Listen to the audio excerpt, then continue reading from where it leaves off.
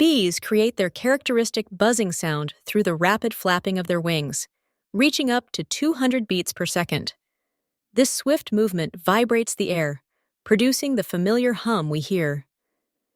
Interestingly, bees also utilize their thorax muscles to generate sound, even when stationary, particularly during buzz pollination to release pollen. The pitch of the buzz varies with the bee's size. Larger bees have a deeper tone, while smaller ones produce a higher pitch. This buzzing can also serve as a means of communication or a warning signal,